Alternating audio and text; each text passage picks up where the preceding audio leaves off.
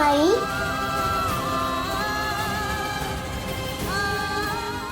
कहा भइल माई? Police uncle आ गई नी, वो बैड लोग के पकड़े।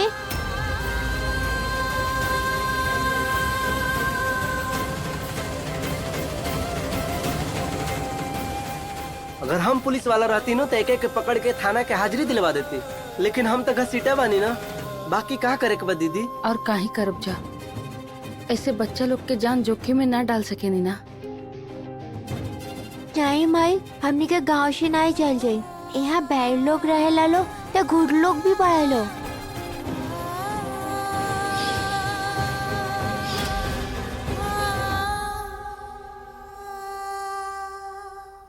हाँ श्री, बाकी अपना खातिर उनका मुसीबत में ना डाल सके नी ना।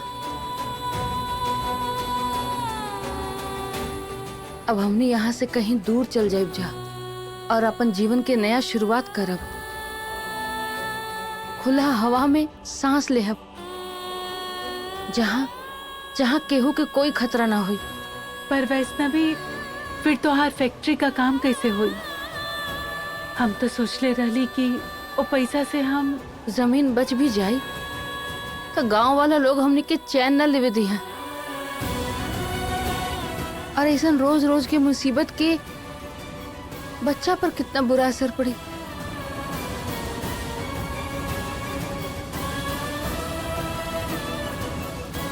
लेकिन ये हमनी के गाँव है ना, तो हमनी के काहे ना रह सकल जाला। हाँ सुपर भी, हम ये यही ना रह जाइब जा, हम कहीं ना जाए।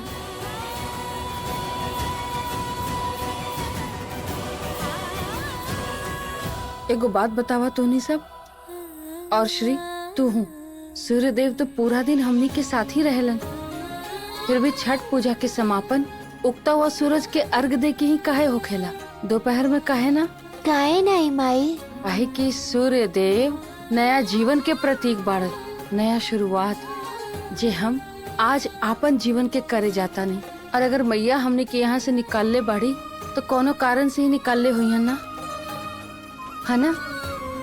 या यहाँ से कोनो अच्छा जगह पर भेजे खातिर। ई तो हम सोचले ना रानी।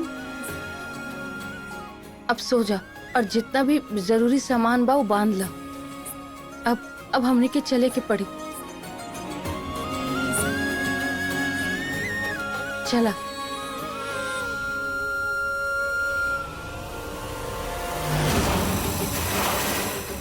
साहब जी, ये लोग बस यहाँ से निकलते बना। जब तक वो लोग निकलना जी है तब तक तो लोग हिलिया मत वहाँ से। वो लोगन के जात वक्त फोटो चाहिए हमरा। जी साहब जी, मिल जाये। वो लोग जात हवे। अरे दुख भरल दिन बीतल है भैया, अब सुख आइल रे। मतलब का है? तू लोग हमरा सामने नशा पत्ती कर सकेला लो और हम नाचियो ना सकेनी हैं? अरे नाच लिया माँ, पहले वो लोग के चलते जाए दा। हैं? ओकनी के जइया सन तो हम न गंगा नहाए जाएम। हाँ, फिर तरहुआ कल सवेरे निकले के पड़ी, काहे कि ई बार हम ऐसन वार कैले बानी जे रहुआ और बेटा दोनों मिलकर भी ना कर पाई।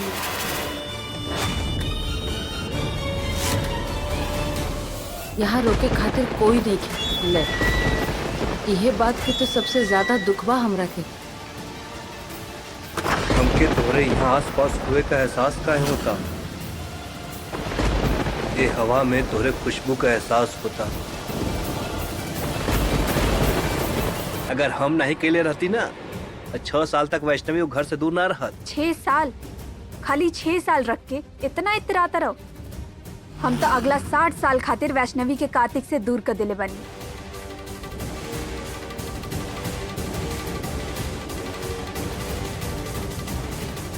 एकरा के घर का बहुत तो बनावता नहीं अम्मा, मगर देखिए कहीं आस्तीन का सांप हमनिए के न डसले। अरे छोड़ा, ये अगर सांप ही तो हम लाठी से कम बानी का? हाँ, ऐसन आस्तीन के सांप बहुत पलनी और बहुत कुचलनी। जब तक ही हमनी के साथे मिल के खेलतिया तब तक ठीक बा। जे दिन हमरा आगे फन फैलैयस ना, मारल जाई।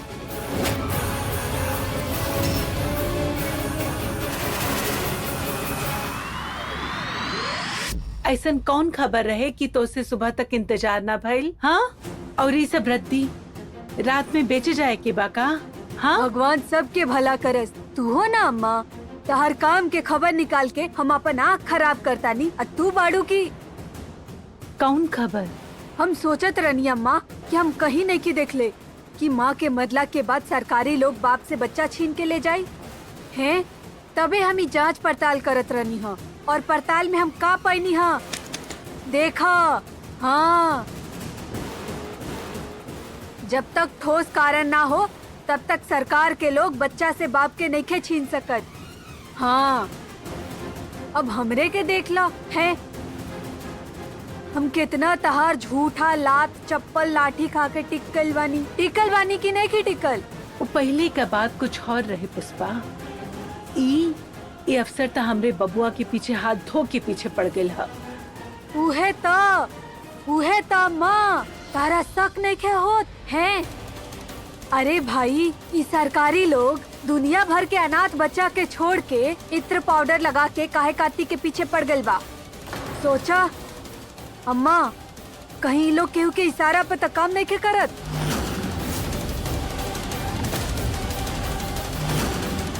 यहाँ रोके खातिर कोई नहीं की। यह बात के तो सबसे ज्यादा दुख बा हमरा। हमके तोहरे यहाँ आस पास हुए का एहसास काहे होता? ये हवा में तोहरे खुशबू का एहसास होता। कौन के इशारा पे? अब हम का जानी, पर अम्मा हमरा दिमाग में एगो बात आइल बा, कहा तो बताई। अब हमरे कहे से गले में आइल बात कटकता ना जइबू। अब आ ही गइल तो बोलता। ये घर में एक एगो तो बा बाहर वाली, ओकरा अलावा और ये के कर सकता ई सब? बाहर वाली मतलब काजल? तोहर बुद्धि में जंग त ना लग गइल है पुष्पा। वो काहे करी ऐसन? तका तू और हम करे मी सब हैं, जाके उस सरकारी अफसर के बताए वो सब कैसे जानता ई रधिया के बारे में। कार्तिक के ऊपर ब्याह के दबाव पड़ी तो एकर फायदा केकरा होई? एक ही के तो होई, हाँ कि ना?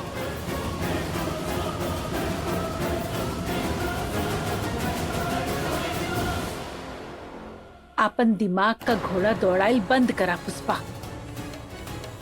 वो काहे करी ऐसन? का फायदा है ओकर? वो बेचारी के तो बस राधा से मतलब है, सिर्फ राधा से। इता हम अच्छा से जानतानी, राम नाम जपना पराया माल अपना।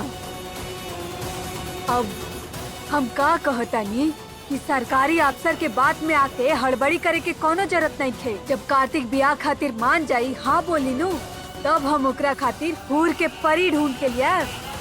पुष्पा, हमके हूर का परी नहीं, ममता का मूरत चाहिए, जौन हमार काजल पहले से है। वो जैसे राधा का ध्यान रखे ले, जैसे राधा के समझे ले, वैसे और कौनो का समझे। और कौनो और के पास 6 साल का समय होई, वो पराई लड़की के खातिर। फालतू का बात। भगवान सबके भला करस। काजल के कालिक ओकरे मुंह पर ना पोत देनी तो हमार नाम भी पुष्पा रानी ना।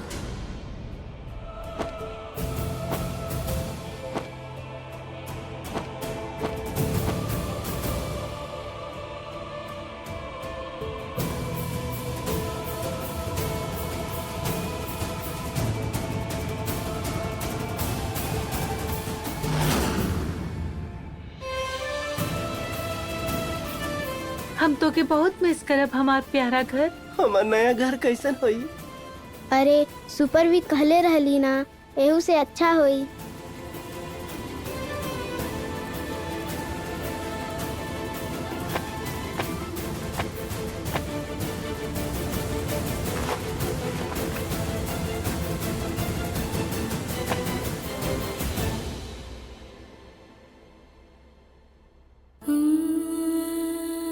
हम तो रउआ की सब बता देले रहनी है ना भैया, फिर रउआ हमार हेल्प काहे ना कैनी? केठी सब कितना शैतान लोग रहुआ था बच्चा के रक्षा करेनी ना। का हमने के राउर बच्चा नहीं है जा।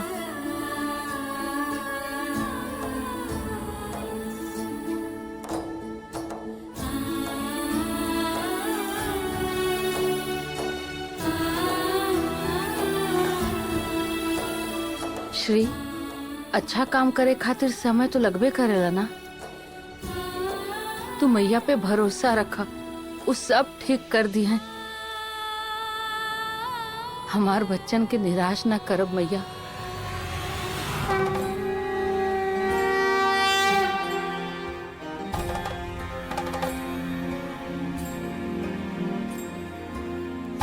प्रत्येक मनुष्य अपन भाग्य में लिखल कठिनाई के पार करे के पश्चात ही अपन लक्ष्य के प्राप्त कर पावेला। और वो कठिन समय में जौन मनुष्य अच्छाई के मार्ग पर अडिग रही, ईश्वर पे भरोसा रखी, ओकर साथ अंत में सब अच्छा होखबे करेला।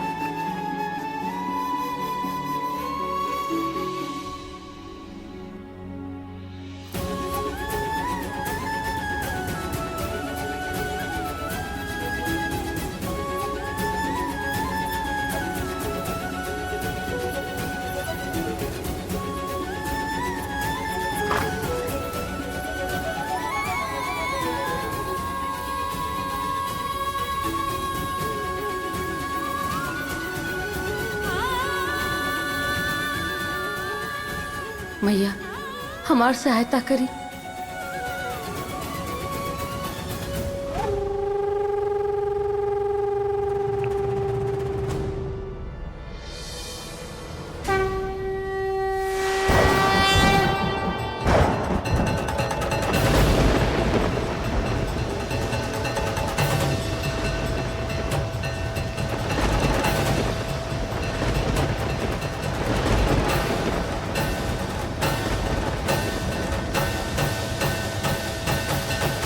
बाहर मौसम बहुत खराब लगा था, वापस घर चली कहाँ? अब वापस जाए के कोनो सवाल नहीं खे।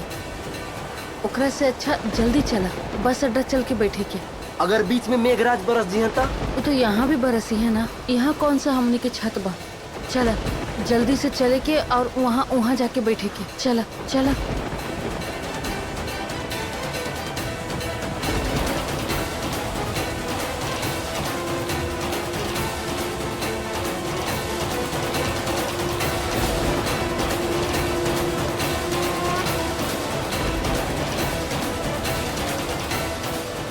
आगे धूल भरी आंधी लगत है, हमके दूसरी तरफ चले के चाहिए। चली इन्हें से एगो रास्ता बा, हमने के ओनी से चले के चाहिए।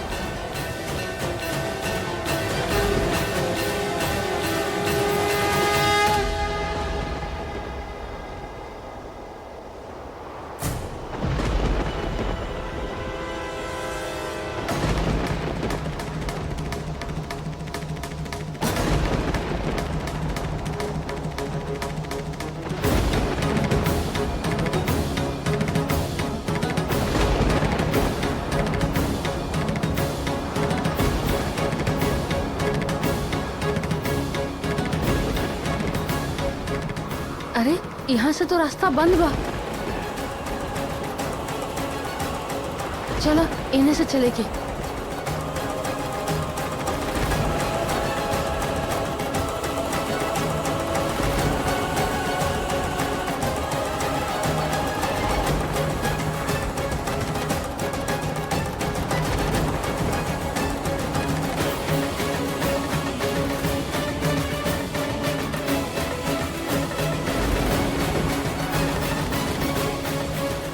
कहीं के न रह गनी जा, ना घर के ना घाट के, कौन तीसरा जगह पहुंच गनी जा। अरे हाँ, इता अपन गांव का हवेली लागत नहीं खे। हमने के सच में रास्ता भटक गए बानी जा।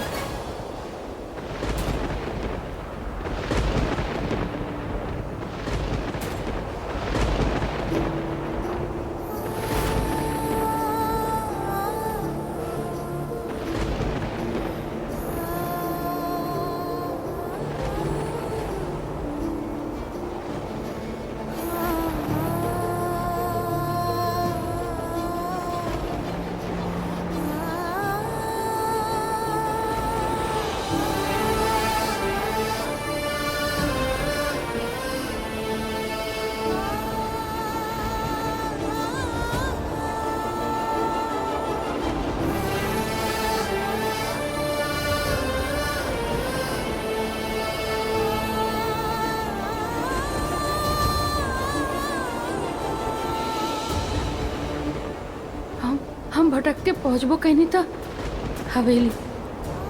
कहीं मैया हमरा के तो ना ले आई है यहाँ। पिछला बार मन में दुख रहे कि आखिरी बार हवेली न देख पहनी। ई बार वो दुख भी दूर कर देली मैया। उनकर लीला उहे जाने।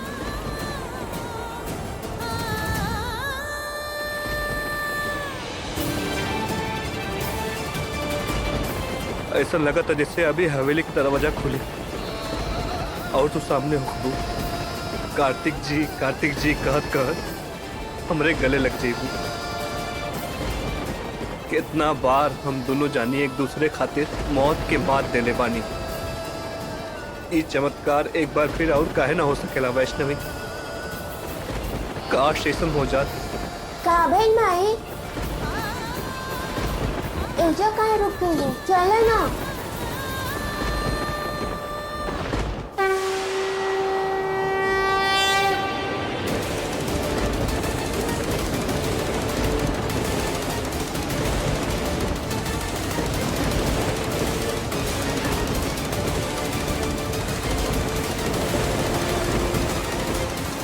हमके डर लगा था घर जाके। अब हमनी के कहाँ जाए जाओ, का कर जाओ?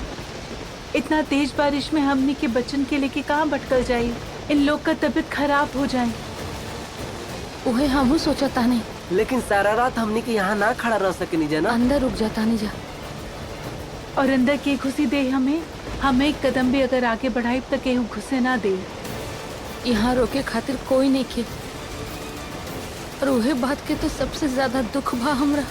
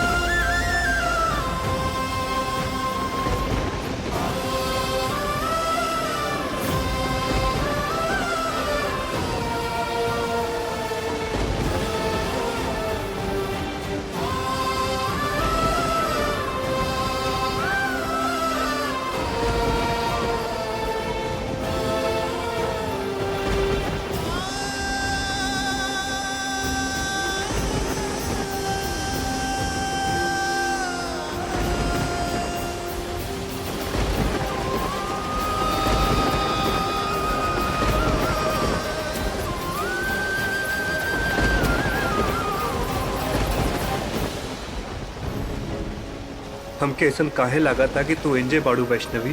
रउआ यहाँ भले ही ना होके कार्तिक जी, बाकी राउर होके के एहसास आज भी हवेली में जिंदा बा।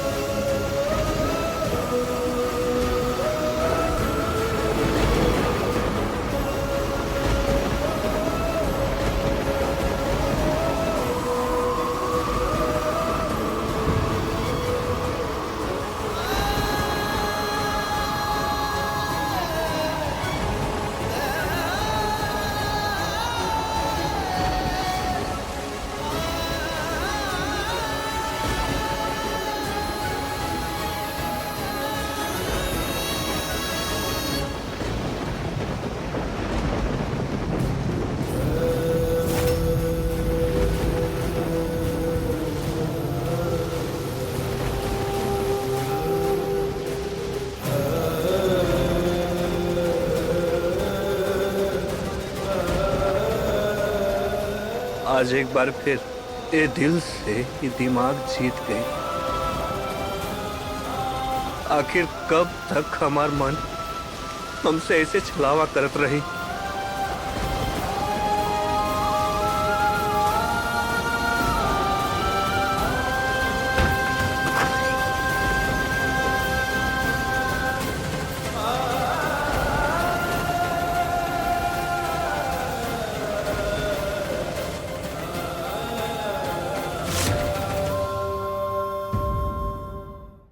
राधा, हम कुछ करता नहीं। हाँ, हम कुछ करता नहीं। तू डरा मत, हिम्मत रख। हाँ, हम आवता नहीं। पापा बचाओ। कार्तिक